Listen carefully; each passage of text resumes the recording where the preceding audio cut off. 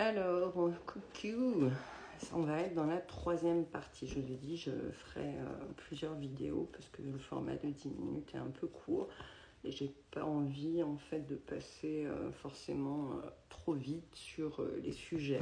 Donc là, on était justement dans cette pratique de la gratitude et derrière la remise à zéro. Donc, on prend les choses en main, on remet les pendules à l'heure, on se rééquilibre, on relance ce qu'on doit relancer. Je vous ai dit, on fait mieux que 2019-2020. Donc là, on se sépare en fait des attachements, on lâche prise, des contraintes et encore des peurs. On voit une jeune femme, qui peut sembler prisonnière, éloignée, enroulée là, de lianes et compagnie. On se sépare de ce qui ne convient pas, on lâche prise sur ce qu'on ne peut pas contrôler. Ça ne veut pas dire qu'on n'agit pas, on agit sur ce qu'on peut, mais ce qu'on ne peut pas contrôler, voilà. On sort des contraintes, de tout ce qui nous bloque, de tout ce qui nous ralentit et des peurs. On est vraiment dans une énergie d'invitation à se séparer d'anciens raisonnements, de croyances limitantes. N'oubliez pas cette notion de liberté que j'ai évoquée aussi tout à l'heure. On est vraiment dans quelque chose où voilà. Là, la voie secrète, j'aime beaucoup cette carte. Mariage de l'esprit et de la matière. Donc tout ce qu'on a dans son âme, dans son cœur, dans son esprit, on le met en place dans la matière. Il y a cette notion, vous voyez, il y a des grandes racines là, qui vont plonger profondément avec deux cœurs. Donc on part du cœur, on a l'œil d'Horus, avec une croix de vie, un soleil et des arbres qui s'entrelacent. Donc il peut également y avoir cette rencontre alchimique avec la vie, avec soi-même, avec une passion qu'on découvre ou une façon de faire nouvelle. Ça peut être également quelque chose au niveau affectif, pardon. Excusez-moi, je suis encore un peu fatiguée. Ça peut toucher donc la vie sentimentale également. Il y a des rencontres d'âme ou des couples qui se renforcent, etc. Des relations humaines. On est dans quelque chose où en fait tout prend sens, même si ça paraît pas visible en extérieur dans un premier temps. Ça peut être par le ressenti, l'intuition. Ça peut être aussi en préparation pour venir par exemple à partir de mai-juin, juillet même, pourquoi pas. Mais là on est vraiment dans quelque chose où on commence à rétablir un ordre, un équilibre, et c'est plutôt pas mal. Alors, est-ce qu'il y a autre chose avec cet oracle? Oui, bien sûr. Alors, ça va dans la suite de Voie secrète. On est dans Voyage sacré, donc le cycle de vie, la famille, la transformation. On voit comme s'il y avait les 4 saisons. Il y a une étoile, là, il y a l'hiver, printemps-été, l'automne, il y a des cœurs. On est dans quelque chose de la famille, la transformation. Je parlais également de famille d'âme, de rencontres particulières. On accepte aussi que la vie soit faite de cycles. Quand je vous parlais que là, on est en train de revivre quelque part ce 2019, 2020, voire 2018. Mais bon, on est vraiment dans un espèce de truc un peu particulier. Faut pas oublier que c'est une année également 2025, en année universelle, c'est le 9 de bilan des 10 dernières années. Donc de ce qui a fonctionné, pas fonctionné, et ce qui ne fonctionne plus, ça se casse la figure. Et on a beau s'y accrocher bête et ongles, soit ça nous pète à la figure, soit ça nous pète entre les doigts, soit ça pète tout court, etc.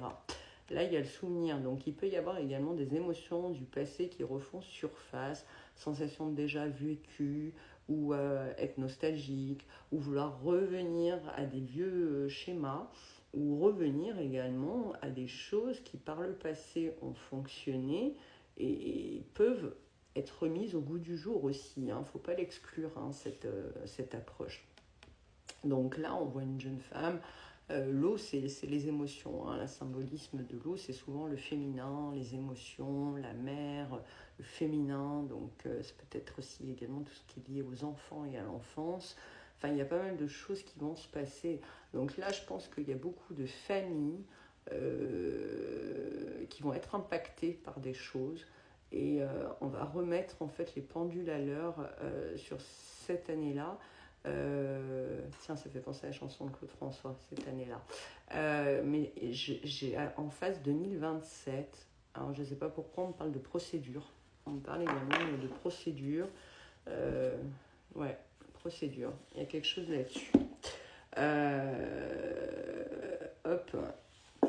Il y a un truc assez fort là-dessus. Et on parle également, alors voilà, pour les personnes qui vont être en divorce, qui n'ont pas de contrat de mariage ou machin, ça peut être très compliqué là. Donc faites attention à ça. Je ne sais pas pourquoi, ça va peut-être concerner des gens qui regarderont cette vidéo. Là, j'ai la biche. Alors, la biche, en fait, de mémoire, elle invite justement, c'est l'introspection, je crois.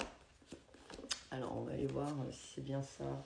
La biche, ouais, bien sûr, c'est l'introspection. Donc, ça veut dire qu'en fait, pour que notre monde extérieur soit apaisé, il faut que notre monde intérieur le soit. Donc, si à l'intérieur, ça ne va pas, à l'extérieur, on va voir que le négatif. On ne va pas voir justement ce qui peut être positif et un opportunisme, on appelle ça sain.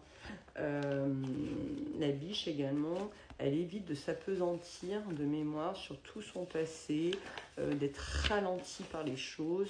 Elle saute et on n'a pas le temps de l'attraper, on n'a pas le temps de la voir, qu'elle est déjà passée à autre chose. Alors, tac, tac, tac. Est-ce que... Non, c'est pas ça, je me suis trompée de page. 32. Je ferai quatrième vidéo, c'est bien le 4, c'est le cadrage. Je vais peut-être faire une quatrième vidéo si j'ai pas le temps, parce que 10 minutes ça passe très très vite quand on prend le temps, puis c'est vrai que je parle assez doucement, étant un peu fatiguée. Donc l'invitation de la biche, c'est la sagesse, la légèreté, la course, la rapidité, l'intuition, le féminin. Je vous parlais tout à l'heure du féminin. La délicatesse, la douceur, la connaissance intuitive, le lâcher-prise et la beauté. On a parlé aussi du lâcher-prise. Donc là, l'invitation, c'est de se révéler à sa propre sagesse, à son intuition, à changer de territoire, d'accord, à bondir dans une autre direction et à ne s'attacher à rien. On parlait tout à l'heure de sortir des attachements néfastes, etc. À les porter par le vent. Elle invite à ne pas chercher à contrôler l'autre ou la situation. D'accord? Donc je vous disais que si on ne maîtrisait pas, on ne se cherche pas à contrôler. Prendre soin de soi, se respecter, être dans la délicatesse et d'inspirer et d'être élégant dans ses actes comme dans ses paroles.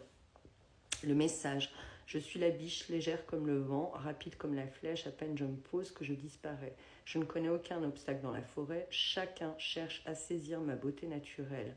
Cette beauté et cette grâce, je les dois avant tout au mouvement que je donne à ma vie. Je sais me faufiler au sein des bois les plus denses, je sais sauter les obstacles avec élégance, traverser les ruisseaux, courir dans les plaines.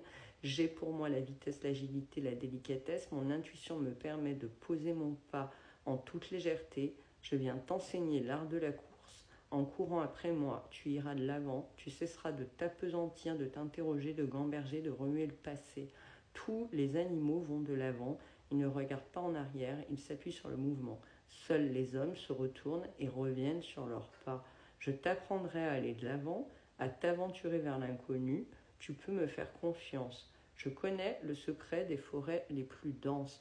Donc les forêts les plus denses, c'est les situations les plus denses, mais également la densité de votre personnalité, de notre personnalité, etc. Donc je suis partie au départ sur les énergies un petit peu universelles, le côté un peu mondial, ce qui se passe, etc., pour finir en fait vers quelque chose qui est beaucoup plus dans ce spirituel, qui est beaucoup plus en fait dans la matière par rapport à vous-même, à soi-même. Donc, comment réussir à traverser un petit peu tout ce qui se passe.